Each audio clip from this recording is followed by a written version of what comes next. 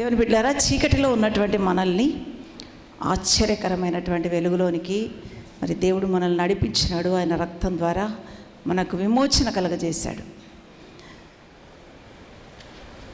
ఎందుకు అంటే ఆయన గుణాతిశయములను మనము ప్రచురము చేయాలని. ఆయనకు గుణాతిశయములను ప్రచురము చేయ నిమిత్తము మనము ఎవరమంట?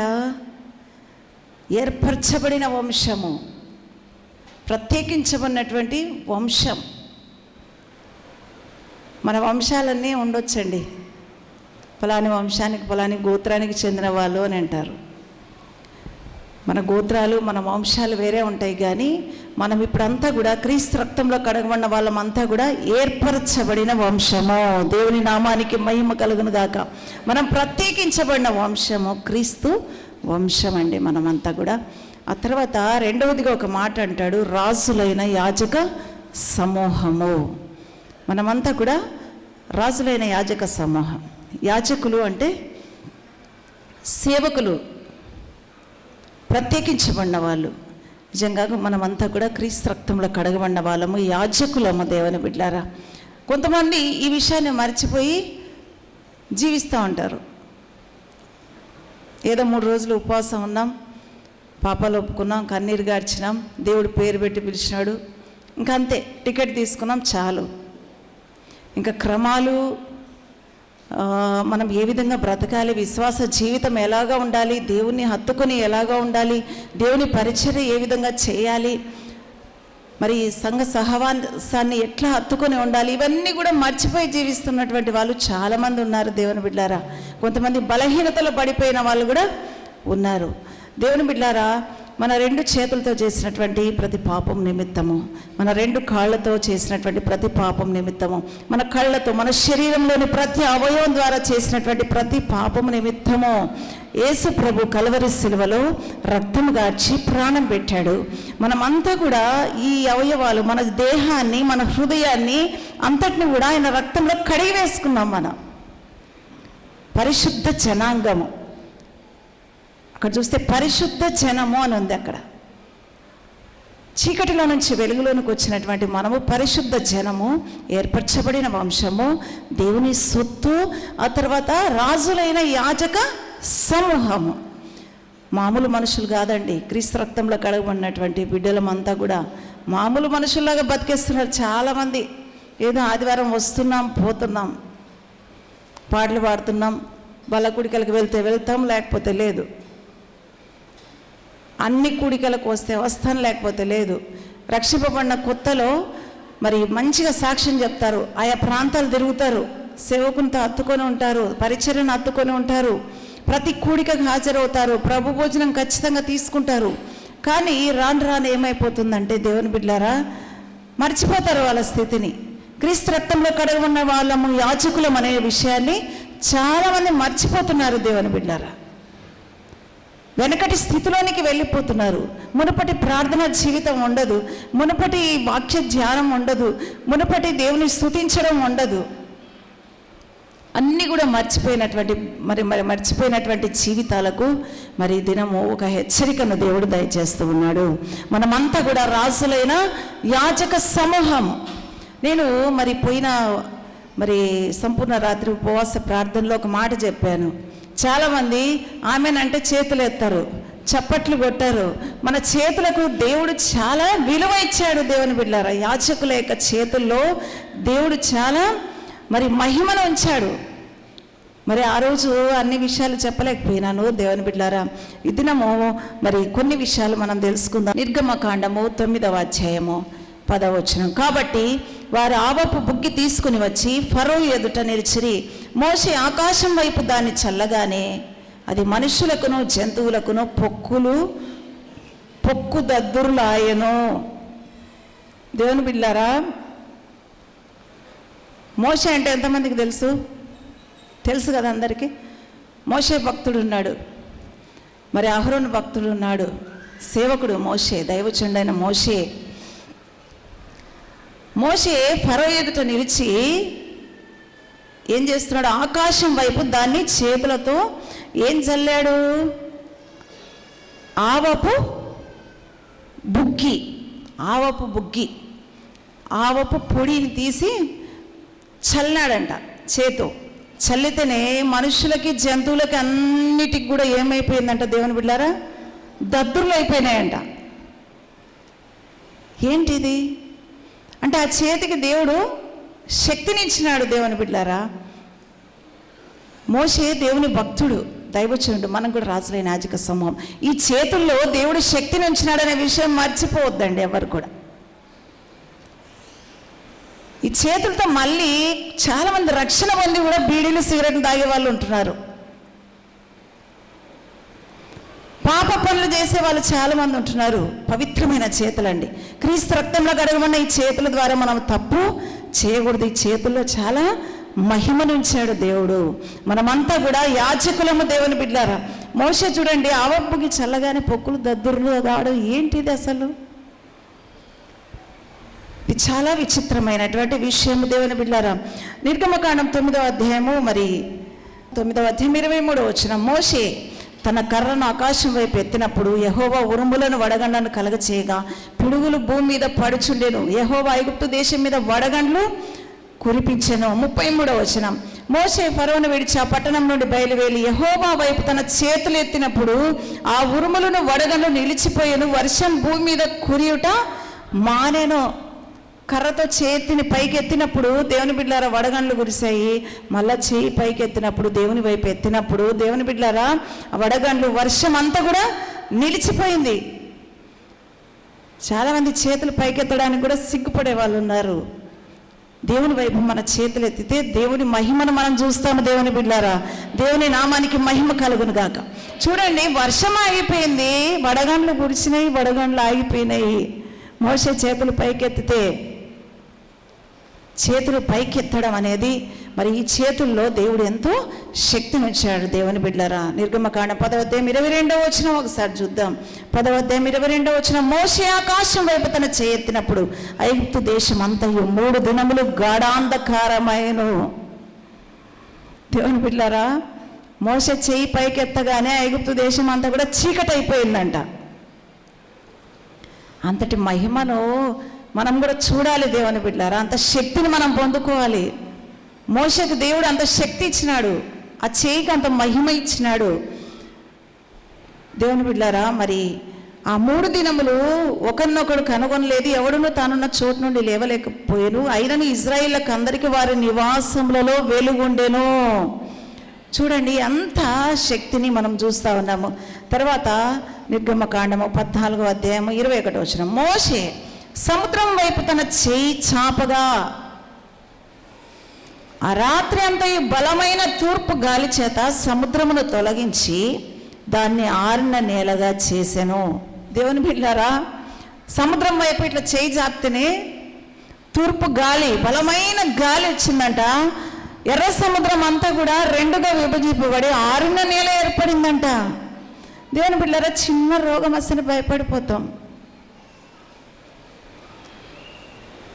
చిన్న రోగము, చిన్న సమస్య వస్తేనే ఈ సమస్య ఎట్లా తీరిపోతుందబ్బా, ఈ రోగం ఎట్లా పోతుందని చాలా భయపడతారు. దేవుని బిడ్డలారా, చేతులు ఎత్తి దేవుని సన్నిధిలో ప్రార్థన చేయి, దేవుని మహిమను చూస్తావు. నీ చేతుల్లో అంత శక్తి, అంత పరిశుద్ధత ఉంటే దేవుడు అంత శక్తిని ఇస్తాడు. ఎంత పరిశుద్ధత ఉంటే అంత శక్తిని ఇస్తాడు. దేవుని బిడ్డలారా, దేవుడు భయపడకూడదు. 6 నెలల సముద్రము 6 నేలగా మారిందంటే చూడండి ఎంత మహిమ, దేవుని మహిమ మరి మోషే యొక్క చేతుల్లో దేవుడు ఉంచాడో చూడండి. తర్వాత 27వ వచనంలో చూస్తే, మోషే సముద్రం మీద తన చేయి చాపగా ప్రొద్దు పొడిచినప్పుడు సముద్రం అధిక బలముతో తిరిగి పొర్లెను. గనుక ఐగుప్తీయులు అది చూచి వెనుకకి పారిపోయినప్పుడు యెహోవా సముద్రం మధ్యను ఐగుప్తీయులను నాశనము చేసెను. శత్రువుని చూసి భయపడిపోతాం దేవుని బిడ్డలారా. ఎర్ర సముద్రంలో మోషే సముద్రం వైపు చేయి చాపగానే వాళ్ళు వెనక్కి పారిపోతున్నారు. నీళ్లు పొరలు వచ్చి ఐగుప్తీయులు అంతా కూడా దాంట్లో నాశనం అయిపోయినారు. శత్రువులు ఎవరైనా ఉన్నారేమో, దేవుని బిడ్డ చేతి ప్రార్థన చేయి. దేవుని మహిమను మనం చూస్తాం. చేతులు చాలామంది ఎత్తరు, చప్పట్లు కొట్టరు. సేవకులు సహితము దేవుని బిడ్డలారా, నేను గమనించిన విషయం ఏంటంటే సేవకులు కూడా ప్రతిష్ఠించుకున్న సేవకులు కూడా చేతులు ఎత్తనటువంటి పరిస్థితిలో ఉన్నారు, దేవుని స్తుతించినటువంటి పరిస్థితిలో ఉన్నారు. మన చేతులతో మరి దేవుని బిడ్డలారా దేవుడు మహిమలు దేవుడు చేయడానికి సిద్ధంగా ఉన్నాడు. దేవుని బిడ్డలారా మరి 17వ అధ్యాయం 11వ వచనం ఒకసారి చూద్దాం. నిర్గమకాండం 17వ అధ్యాయం 11వ వచనం. మోషే తన చెయ్యి పైకెత్తినప్పుడు ఇజ్రాయేలీలు గెలిచిరి. మోషే తన చెయ్యి దింపినప్పుడు అమాలేకీయులు గెలిచిరి. దేవుని నామానికి మహిమ కలుగును గాక. చెయ్యి ఎత్తినప్పుడు మోషే శత్రువులు ఓడిపోతున్నారు, ఇజ్రాయేలీలు గెలుస్తూ ఉన్నారు, అమాలేకీయులు ఓడిపోతున్నారు. దేవుని బిడ్డలారా ఏ అమాలేకీయులు ఉన్నారు మన మధ్య? ఎవరైతే మనల్ని ఇబ్బంది పెడుతున్నారో, మనతో యుద్ధం చేస్తున్నారేమో, మాటల చేత మనల్ని బాధ పెడుతున్నారేమో, నువ్వు చేయొద్దు, ప్రార్థన చేయి. శత్రువుల పైన విజయాన్ని దేవుడు ఖచ్చితంగా అనుగ్రహిస్తాడు. దేవుని బిడ్డలారా చేతులు దించొద్దు. చాలామంది చేతులు ఇట్టే పెట్టుకొని ఉంటారు, చప్పట్లు కొట్టరు, ఆమెన్ అనరు, దేవునికి స్తోత్రం అనరు, హల్లెలూయా అనరు. సిగ్గు వాళ్ళకి, ఎందుకంటే వాళ్ళలో పరిశుద్ధత కొరవడి ఉంటుంది. కొంతమంది ఉంటారు హల్లెలూయా ఆమెన్ అంటారు, ఇది మాత్రం సరిగా ఉండదు, అట్ట కూడా ఉంటారు. హృదయం పరిశుద్ధంగా పెట్టుకొని 2 చేతులెత్తి దేవుని నామాన్ని మయంపరచాలి, 2 చేతులెత్తి ప్రార్థన చేయాలి. దేవుడు అద్భుత కార్యాలు, ఆశ్చర్య కార్యాలు మన చేతులు ఎత్తడం ద్వారా దేవుడు చేయబోతున్నాడు. దేవుని బిడ్డలారా మరి నిర్గమకాండం 19వ అధ్యాయము మరి 14వ వచనం ఒకసారి చూద్దాం. 19వ అధ్యాయం 14వ వచనం. అప్పుడు మోషే పర్వతం మీద నుండి ప్రజల యొద్దకు దిగి వచ్చి ప్రజలను పరిశుద్ధపరచగా వారు తమ బట్టలను ఉతుకుకొనిరి. చాలామంది దైవజనుల దగ్గరకు వచ్చి ప్రార్థన చేయించుకుంటారు. అన్ని పాపాలు ఒప్పుకున్న తర్వాత మరి దేవుడు క్షమించిన తర్వాత మళ్ళీ దైవజనుల దగ్గరకు వచ్చి ప్రార్థన చేయించుకుంటారు. ఏమిది అని ఒక క్వశ్చన్, ఒక ప్రశ్న చాలామందిలో. దేవుడే క్షమించినప్పుడు దైవజనుడు ఏమి అనేసి చాలామంది మరి ఈ మధ్య అక్కడక్కడ చెప్పుకుంటున్నారు. దేవుని బిడ్డలారా మోషే వారిని పరిశుద్ధపరచను. దేవుడు కూడా చెప్తాడు, నేడును రేపును వారిని పరిశుద్ధపరచు మోషే. దైవజనునికి అంత శక్తిని దేవుడు ఇచ్చాడు. దేవుని బిడ్డలారా ప్రార్థన చేస్తే వాళ్ళు పరిశుద్ధతను పొందుకునేలాగున, వాళ్ళు పరిశుద్ధపరిచేటువంటి శక్తిని మోషేకు దేవుడు అనుగ్రహించినాడు. చేతుల్లో అంత శక్తి ఉంది. దేవుని బిడ్డలారా వాళ్ళ మీద చేతులుంచి వాళ్ళని పరిశుద్ధపరిచాడు. అదేవిధంగా మరి మార్కు సువార్తలో కూడా 1వ అధ్యాయం 44వ వచనంలో చూస్తే దేవుని బిడ్డలారా అక్కడ కూడా ఈ మాటలే రాయబడినాయి. మార్కు సువార్త 1వ అధ్యాయము 44వ వచనం. కానీ నీవు వెళ్ళి వారికి సాక్షార్థమై నీ దేహమును యాజకునికి కనపరుచుకొని నీవు శుద్ధుడమైనందుకు మోషే నియమించిన కానుకలను సమర్పించమని వానికి ఖండితంగా ఆజ్ఞాపించి వెంటనే వాడిని పంపివేశాను. దేవుని బిడ్డలారా ఒక కుష్ఠరోగి యేసుప్రభు దగ్గరకు వచ్చినప్పుడు మరి ఆ కుష్ఠరోగిని మరి యేసుప్రభు స్వస్థపరిచిన తర్వాత నీవు వెళ్ళు యాజకునికి కనపరుచుకో. యేసుప్రభు స్వస్థత చేసినాడు, చేతులు ఉంచినాడు, స్వస్థత పొందినాడు. మళ్ళీ యాజకుడు ఎందుకు? దేవుని బిడ్డలారా యాజకుని దగ్గరికి వెళ్ళి ఆ కుష్ఠరోగం బాగైందా లేదా, ఒకసారి నువ్వు శుద్ధుడు అయినావా లేదా, ఒకసారి యాజకునికి కనపరుచుకొని కానుక సమర్పించు అని మరి చెప్తున్నాడు. యేసు ప్రభువే చెప్తున్నాడు ఈ మాట.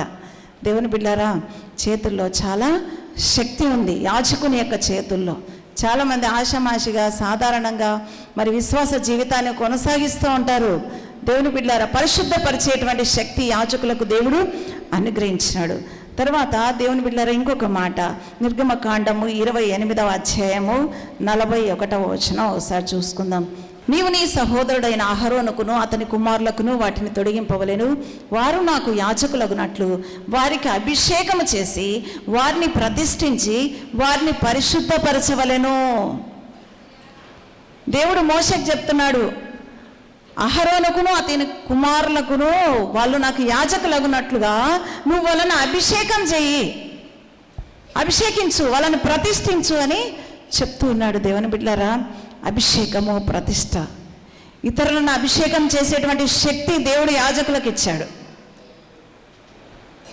ప్రతిష్ఠ చేసేటువంటి శక్తిని, మహిమను దేవుడు యాజకులకు ఇచ్చాడు, మోషేకి ఇచ్చాడు. దేవుని బిడ్డలారా చాలామంది ఆయన అభిషేకం చేసేది ఉంది, మా సేవ మేము చేసుకుంటాం అనే వాళ్ళు ఉన్నారు. యాజకుడు చేసేదేముంది, సేవకుడు చేసేదేముంది, మాకు మేమే ప్రతిష్ట చేసుకుంటాం, మాకు మేమే యాజకులుగా పిలువబడతాం అనేవాళ్ళు లోకంలో చాలామంది ఉన్నారు. దేవుని బిడ్డారా, ప్రతిష్ట చేసి అభిషేకం చేసే శక్తి దేవుడు యాజకునికి ఇచ్చాడు. తర్వాత లేవీకాండము 4వ అధ్యాయము, లేవీకాండము 4వ అధ్యాయం 20వ వచనం. అతడు పాప పరిహారార్థ బలి కోడని చేసినట్లు దీన్ని చేయవలెను, అట్లే దీన్ని చేయవలెను. యాజకుడు వారి నిమిత్తము ప్రాయశ్చిత్తము చేయగా వారికి క్షమాపణ కలుగును. యాజకుడు ప్రాయశ్చిత్తం చేస్తే వాళ్ళకి క్షమాపణ కలుగుతుంది. ఈ వచనం ఈ అధ్యాయంలో చాలా చోట్ల చెప్పబడింది. యాజకుడు వారి పాప విషయంలో ప్రాయశ్చిత్తం చేయగా అతనికి క్షమాపణ కలుగును అని 26వ వచనం, 31వ వచనం. అట్లు యాజకుడు అతని నిమిత్తం ప్రాయశ్చిత్తము చేయగా అతనికి క్షమాపణ కలుగును. 35వ వచనం, యాజకుడు అతని నిమిత్తం ప్రాయశ్చిత్తము చేయగా అతనికి క్షమాపణ కలుగును. యాజకుడు మన పక్షాన, ఇతరుల పక్షాన మనం విజ్ఞాపన చేస్తే వాళ్ళకు క్షమాపణ దేవుడు అనుగ్రహిస్తాడు అని ఈ వాక్య భాగం యొక్క అర్థం. దేవుని బిడ్డలారా, మరి దేవుడు ఎంతగానో మరి శక్తిని మరి యాజకునికి ఇచ్చాడు. తర్వాత సంఖ్యాకాండం 27వ అధ్యాయంలో కూడా ఒక మాట రాయబడింది. యెహోవా మోషేకి ఆజ్ఞాపించినట్లు అతడు చేశాను. అతడు యెహోషువను తీసుకొని యాజకుడైన ఎలియాజరు ఎదుటను సర్వ సమాజం ఎదుటను అతను నిలబెట్టి అతని మీద తన చేతులుంచి, దేవుని బిడ్డారా 17వ వచనంలో కూడా చూస్తే, అందుకు యెహోవా మోషేతో ఇట్లా నేను, నూను కుమారుడైన యెహోషువ ఆత్మను పొందినవాడు, నీవు అతను తీసుకొని అతని మీద నీ చెయ్యి ఉంచి. ఒక నాయకునిగా నిలబెట్టాలంటే కూడా యాజకుని యొక్క చెయ్యిని దేవుడు వాడుకున్నాడు. దేవుని బిడ్డారా, నాయకునిగా మరి అహరోనును నియమించేటప్పుడు అతని మీద చేతులు ఉంచాడు మోషే.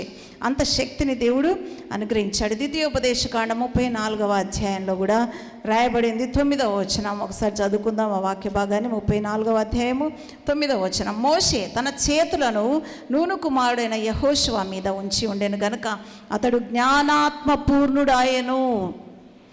దేవుని బిడ్డలారా, చేతులు ఉంచినప్పుడు జ్ఞానముతో దేవుడు నింపుతూ ఉన్నాడంట.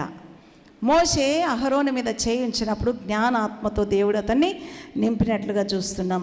దేవుని బిడ్డ రాజుల 2వ గ్రంథంలో కూడా మరొక భాగం రాయబడింది. రాజుల 2వ గ్రంథము 13వ అధ్యాయము చూద్దాం. 13వ అధ్యాయము.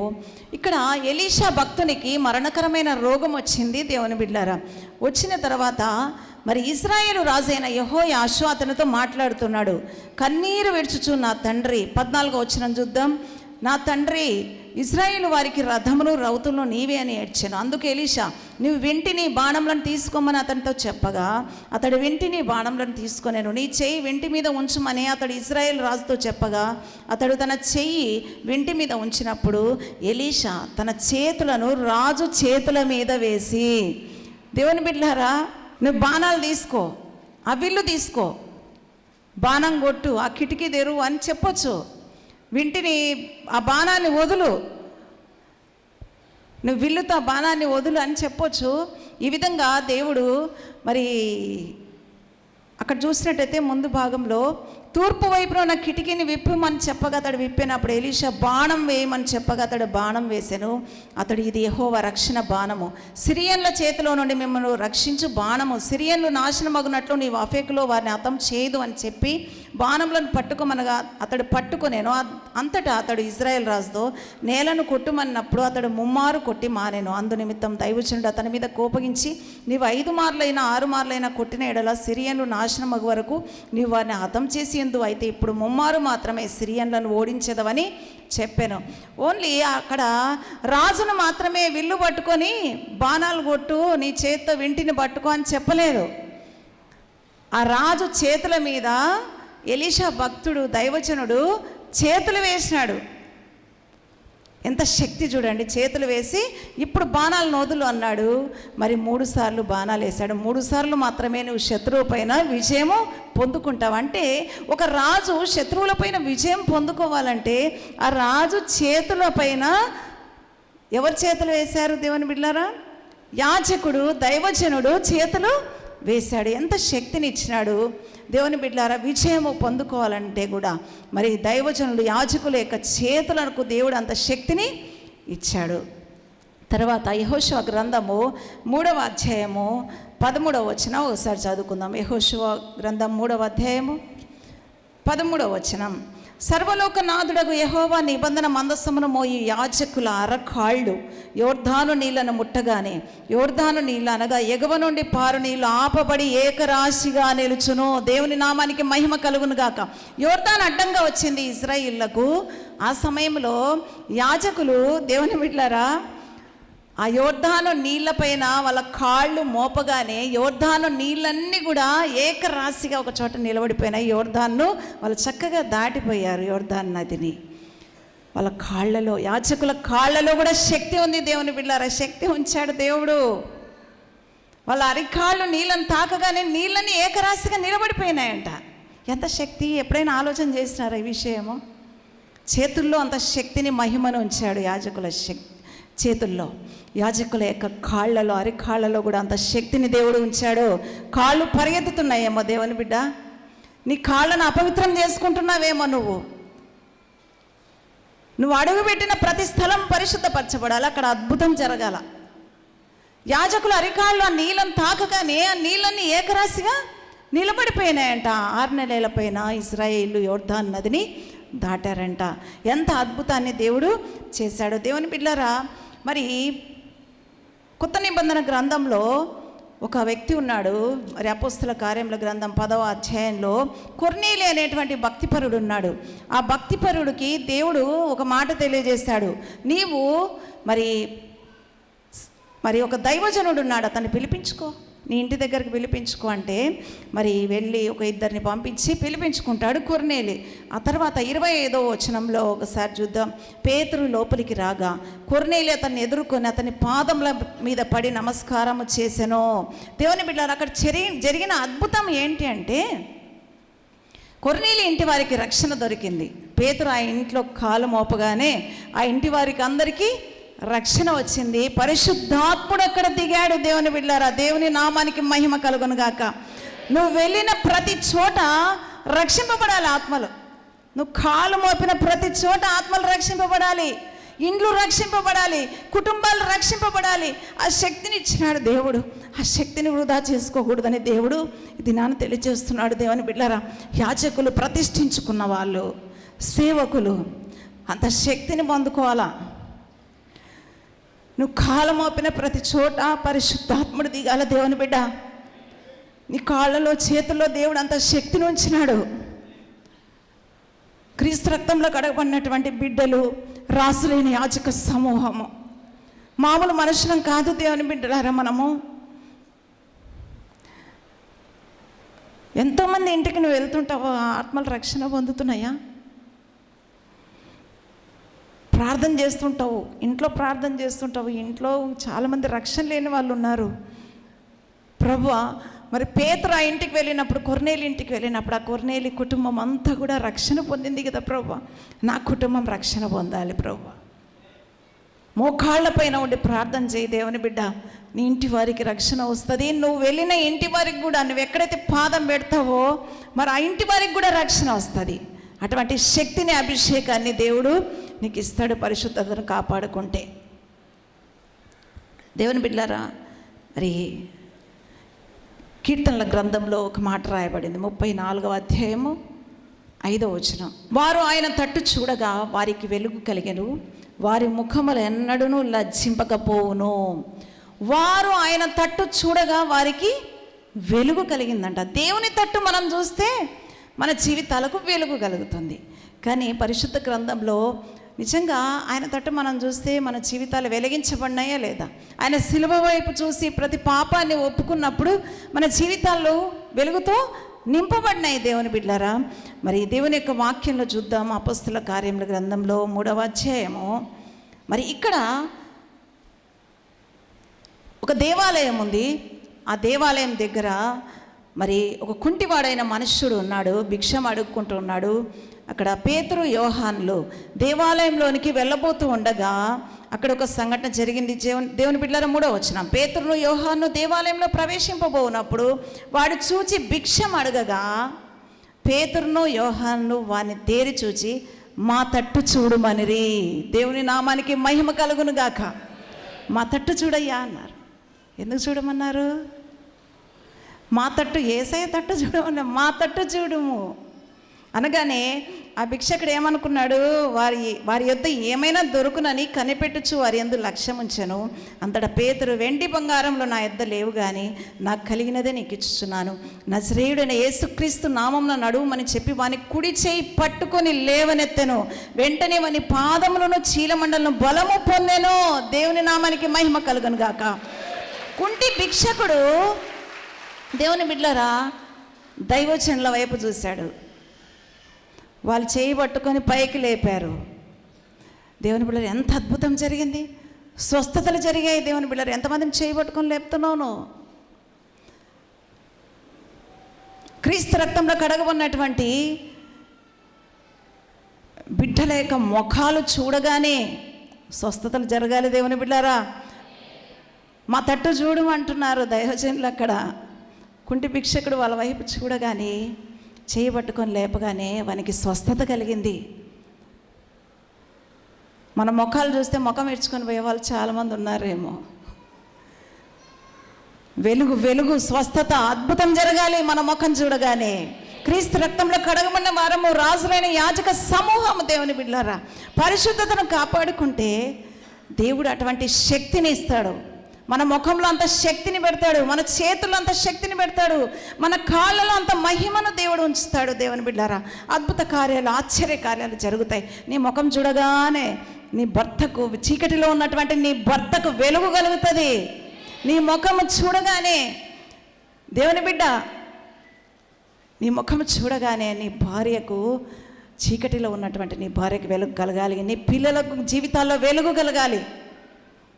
ఆ విధంగా పరిశుద్ధతను కాపాడుకుంటే దేవుడు అద్భుత కార్యాలు, ఆశ్చర్య కార్యాలు చేస్తాడు. దేవుని బిడ్డలారా, రాజుల 2వ గ్రంథంలో మరొక వాక్య భాగం చివరిగా చూసుకుందాం. 13వ అధ్యాయము 20వ వచనము 21వ వచనం ఒకసారి చదువుకుందాం. తర్వాత ఎలీషా మృతి పొందగా వారు అతని సమాధిలో ఉంచిరి. 1 సంవత్సరము గడిచిన తర్వాత మోయాబీయుల సైన్యము దేశం మీదకి వచ్చినప్పుడు కొందరు ఒక శవమును పాతిపెట్టుచు సైన్యమునకు భయపడి ఆ శవమును ఎలీషా యొక్క సమాధిలో ఉంచగా, దింపిన ఆ శవము ఎలీషా శల్యములకు తగిలినప్పుడు అది తిరిగి బ్రతికి కాళ్ళు మోపి నిలిచెను. దేవుని నామానికి మహిమ కలుగును గాక. దైవజనుడైన ఎలీషా మరి సమాధి చేయమన్నాడు. ఆ తర్వాత ఎముకలు మాత్రం ఉన్నాయి ఆ సమాధిలో. ఒక శవాన్ని తీసుకొచ్చారు, దాంట్లో పెట్టారు. ఎలీషా సమాధిలో ఉంచినప్పుడు ఆ ఎముకలు, దైవజనుని యొక్క ఎముకలకు ఆ శవము తగలగానే అది తిరిగి బ్రతికి కాళ్ళు మోపి నిలిచెను. దేవుని బిడ్డలారా, ఎముకల్లో శక్తి. యాజకుడు, దైవజనుని యొక్క ఎముకల్లో శక్తి ఉంది. చనిపోయి కుళ్ళిపోయి ఉంటుంది శరీరం, ఆ ఎముకలలో అంత శక్తిని దేవుడు పెట్టాడు. దేవుని బిడ్డలారా, తాకగానే, ఆ శవాన్ని తాకగానే మరి బ్రతికిపోయిందంట. ఎంతమంది సచ్చిన స్థితిలో ఉన్నారు దేవుని బిడ్డలారా? ఎంతమందికి మీ స్పర్శ ద్వారా వారి జీవితాలు మారిపోతున్నాయి? మీ మాట ద్వారా వారి జీవితాలు మారిపోతున్నాయా? దేవుని బిడ్డలారా, సమాధిలో ఉన్న ఎముకలకి అంత శక్తి ఇచ్చినప్పుడు మనకెంత శక్తి ఇస్తాడు. పరిశుద్ధతను కాపాడుకో దేవుని బిడ్డ, పరిశుద్ధతను కాపాడుకో. ఈ చేతుల ద్వారా పాపాలు చేసి ఉంటాం ఇంతకుముందు. ఆయన కాళ్ళు, చేతుల్లో, ఈ కాళ్ళ ద్వారా, చేతుల ద్వారా చేసినటువంటి పాపాలను బట్టి రక్తం గారింది. దేవుని బిడ్డలారా, ఆ రక్తంలో కడగబడిన తర్వాత, ఆ నిబంధన రక్తంలో కడగబడిన తర్వాత తిరిగి పాపం చేయకూడదు. చేతులతో, కాళ్ళతో పరిశుద్ధతను కాపాడుకో.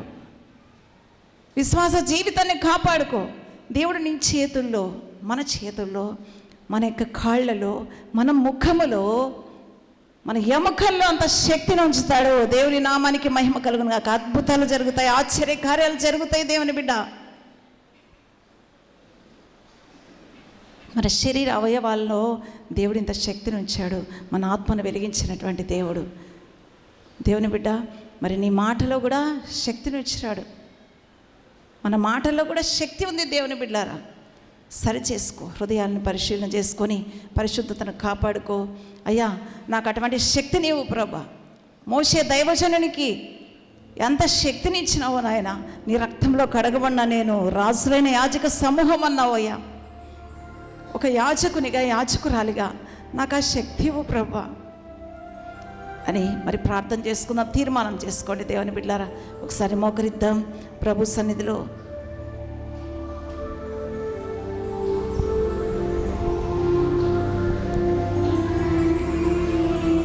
నీ రక్తంలో ప్రతి పాపమును కడిగి వేసుకున్నాను.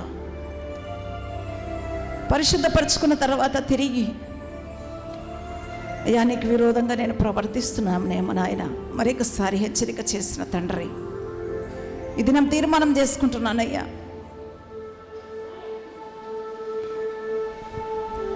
యాజక సమూహంలో నన్ను ఉంచిన దేవుడవయ్యా, ఒక ప్రతిష్ఠితునిగా, ప్రతిష్ఠితురాలిగా నన్ను ఉంచిన దేవుడవయ్యా. యాజకులకు ఎంతో శక్తిని, మహిమనిచ్చినావు, అభిషేకమనిచ్చినావయ్యా, పరిశుద్ధపరిచేటువంటి శక్తినిచ్చినావయ్యా. దైవజనుల ముఖము చూడగానే అద్భుతం జరిగింది కదయ్యా. దైవజనుల కరికాళ్ళు తాగగానే నీళ్ళు ఆగిపోయినాయి కదయ్యా. దైవజనులు, యాజకులు చేయత్తగా అద్భుత కార్యాలు జరిగించావు కదయ్యా. సమాధిలో ఉన్న ఎముకలకి ఎంత శక్తినిచ్చినావు కదయ్యా. నేను సజీవుడిగా ఉన్నానయ్యా, సజీవురాలిగా ఉన్నానయ్యా.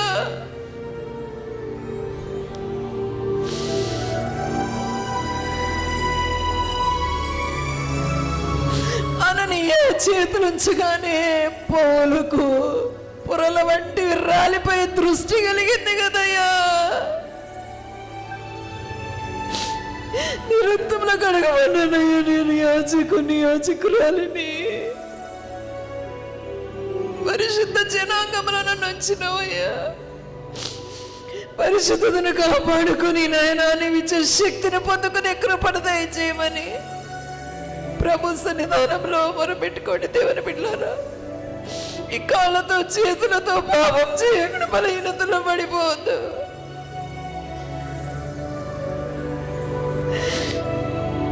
ఏ ఇంటికి అయితే వెళ్తున్నావు, ఎక్కడ స్వార్థ ప్రకటిస్తున్నావో వాళ్ళందరూ రక్షణ పొందాలి దేవుని బిడ్డ.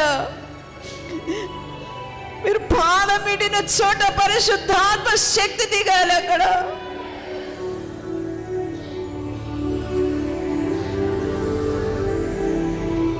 మామూలు మనుషులు కాదు మనము దేవుని బిడ్డలారా.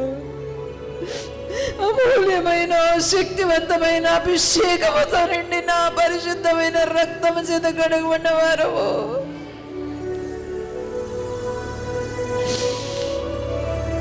తీర్మానం చేసుకోండి, నా జీవితాన్ని పరిశుద్ధపరిచయ్యా, నీ అభిషేకముతో నింపయ్యా. నన్ను యాజకులకు ఇచ్చినటువంటి మహిమను నాకు దయచేయ్యా. నీకోసం నేను వాడబడతానయ్యా. నా చేతులు ఎత్తుతానయ్యా నీ వైపు.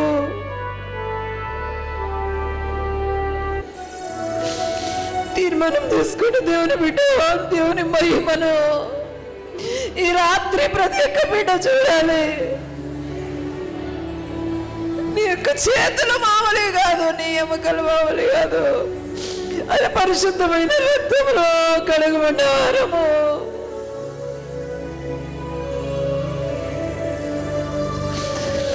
ప్రతి బలహీనతను సరి చేసుకుని పరిశుద్ధపరచుకుని దేవుడిచ్చే అభిషేకమును, దేవుడిచ్చే ఆత్మశక్తిని, మహిమను ఈ దినము పొందుకోవాలని దేవుడు ఆశపడుతూ ఉన్నాడు.